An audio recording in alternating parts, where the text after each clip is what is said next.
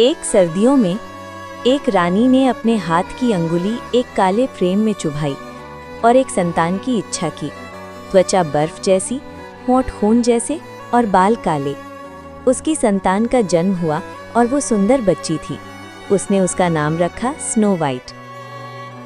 रानी की मृत्यु हो गई। राजा ने एक नया विवाह किया। उसकी नई पत्नी घमंडी थी और उसके पास एक बोलने वाला आईना था। हर दिन नई रानी पूछती, सबसे सुंदर कौन?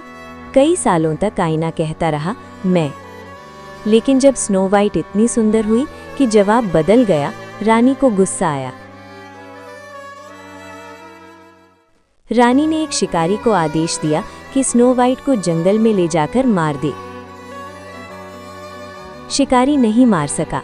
उसने लड़की को भागने को कहा और रानी को एक जानवर का दिल दिखाया। अंधेरे जंगल में खो जाने के बाद स्नो वाइट को एक छोटा सा साफ सुथरा घर मिला। 7 प्लेटें, 7 मग और 7 बिस्तर थे।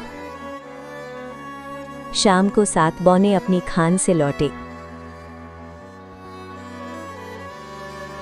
उन्होंने उसकी कहानी सुनी, उसे आश्रय दिया और एक नियम रखा, किसी को भी दरवाजा मत खोलना। लेकिन आईना फिर से असफलता दिखा गया। रानी ने भेष बदलकर 3 बार कोशिश की। पहली बार उसने स्नो वाइट का कौरबास इतना कस दिया कि वो बेहोश हो गई। बोनो ने उसे बचाया। फिर उसने जहर वाला कंघी उसके बालों में डाल दिया।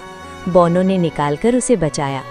अंत में उसने एक सेब दिया, एक तरफ सफ़ेद, दूसरी तरफ लाल।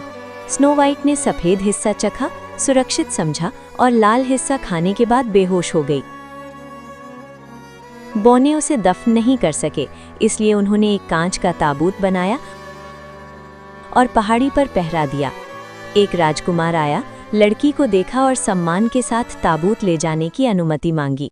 जब उसके लोग ताबूत उठा रहे थे तो अचानक झटका लगा और सेब का टुकड़ा उसके गले से निकला। स्नो वाइट जाग गई। राजकुमार ने उसका हाथ मांगा, उसने हाँ कहा। बोनो को परिवार की तरह स्वागत किया गया। शादी की खबर सुनकर रानी ने अपने आईने से पूछा, स्नो वाइट? आईने ने कहा। रानी भेष बदल कर आई, दुल्हन को पहचाना और चली गई। स्नो वाइट और राजकुमार ने शांत जीवन बिताया और राज्य संभाला। स्नो वाइट ने घर की आदतें नहीं छोड़ी, राजकुमार ने सुरक्षा की नाजुकता याद रखी।